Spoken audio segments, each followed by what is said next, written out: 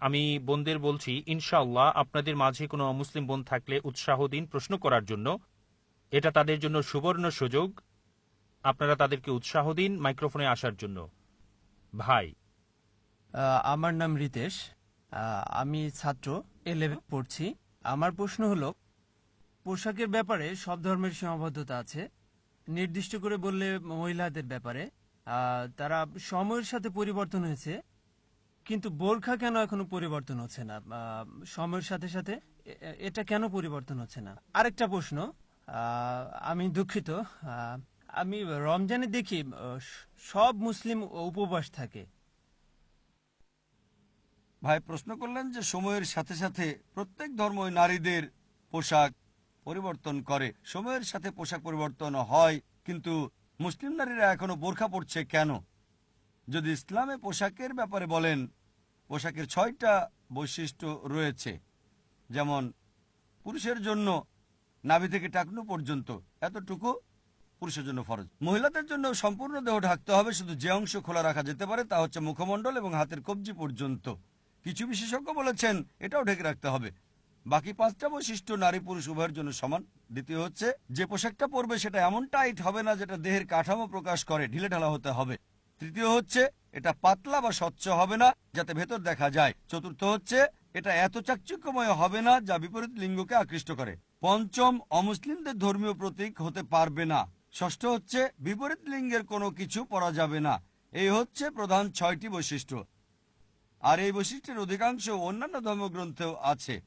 যদি বাইবেল পড়েন, এটা আছে বাইবেলের বুক অব ডিউটেরোনমি অধ্যায় নম্বর 22 অনুচ্ছেদ নম্বর 5। বলা হয়েছে যে নারীদের এমন পোশাক পরা উচিত না যেটা পুরুষের জন্য নির্ধারিত, আর পুরুষের এমন পোশাক পরা উচিত না যা নারীদের জন্য নির্ধারিত। যারা তা করে তারা ঘৃণার কাজ করছে।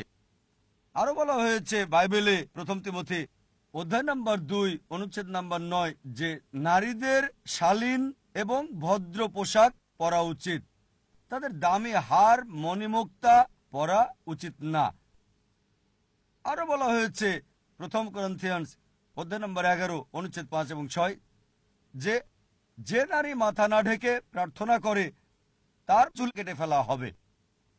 কোরআন হাদিসে এমন কোনো বাক্য নেই যে মাথা ঢেকে না রাখলে নারীর চুল কেটে ফেলা হবে, কিন্তু বাইবেল বলছে, বাইবেল কোরআন থেকে বেশি কঠোর। যদি কোনো নারী মাথা না ঢেকে প্রার্থনা করে চুল কেটে ফেলা হবে। একই বিষয় আছে হিন্দু গ্রন্থেও। যদি হিন্দু ধর্মগ্রন্থ পড়েন, এটা আছে রামায়ণে যে যখন পরশুরাম রামের কাছে আসলো, তার স্ত্রী সীতাকে বলল যে আমাদের চেয়ে উনি বড়, তাই দৃষ্টি অবনত করো এবং সৌন্দর্য প্রকাশ করো না।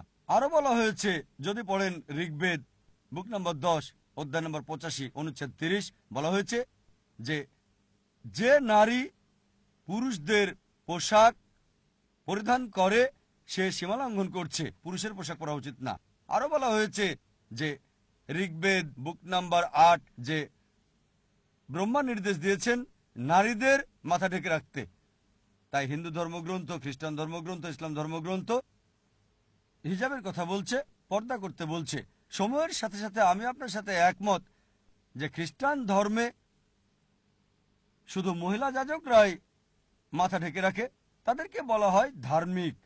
যদি মুসলিম নারীরা মাথা ঢেকে রাখে তাদেরকে বলা হয় নিপীড়িত। কেন? দ্বিমুখী নীতি কেন? মহিলা যাজক ভালো করে মাথা ঢাকে। মাদার মেরির ছবিতে দেখা যায়, মাদার মেরির ছবি কি দেখেছেন আপনারা? মুসলিম মহিলার মতো, তিনি ছিলেন মুসলিমা, মুসলিম নারী, হাতের কবজি পর্যন্ত ঢাকা, শুধু মুখমণ্ডল দেখা যায়।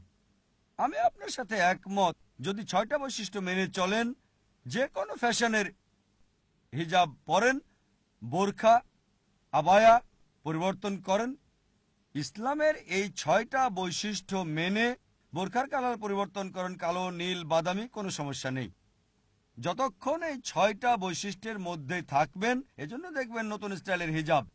তবে কিছু বোরখা আছে বেশি ফ্যাশনযুক্ত, সেগুলো ইসলাম অনুমোদন নেই।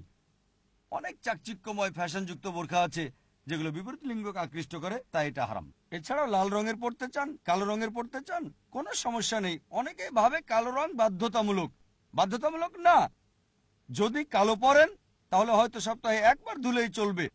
সাদা পরলে হয়তো প্রতিদিন ধুতে হবে আপনাকে। আপনার ব্যাপার এটা। সাদা পরেন, প্রতিদিন পরিষ্কার করেন, কালো পরেন, সপ্তাহে একবার পরিষ্কার করেন, আপনার ইচ্ছা।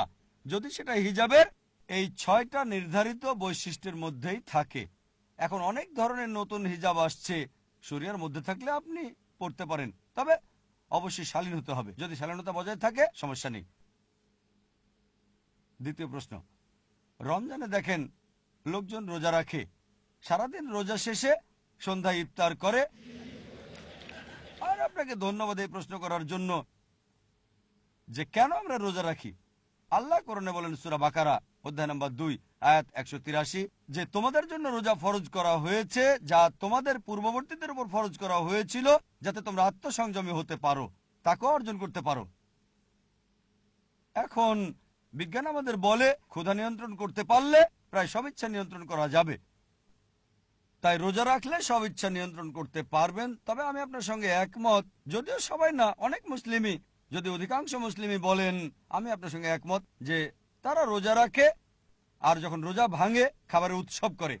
উদ্দেশ্যের কথা তারা ভুলে যায়।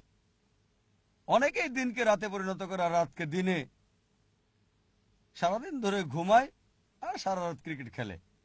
ইন্ডিয়াতে ক্রিকেট।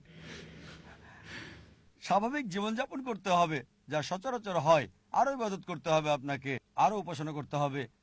তাই রোজা পালনের সময় খাবার কম খেলে এটা শারীরিকভাবে উপকারী, অতিরিক্ত খেলে স্বাস্থ্যের জন্য ক্ষতিকর। যদি সঠিক পদ্ধতিতে করেন অনেক শারীরিক উপকার আছে রোজাতে।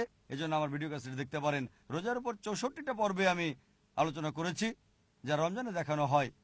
ইনশাল্লাহ দেখতে পারেন, রোজার অনেক উপকার আছে। আশা করি উত্তরটা পেয়েছেন। বোনদের মাঝে যদি কোনো মুসলিমের প্রশ্ন থাকে করতে পারেন। আসসালামু আলাইকুম। প্রশ্নটি করেছেন অমুসলিম বোন ভান্দানা। তিনি জানতে চেয়েছেন, আমি এই ধরনের নতুন অল্প জ্ঞান আছে, তাই একটা মূল প্রশ্ন করলাম। যদি 6000 আয়াতের মধ্যে 1000 আয়াত বিজ্ঞান নিয়ে বলে থাকে, তাহলে কোরআন থেকে আসলে আমরা কি পেয়েছি?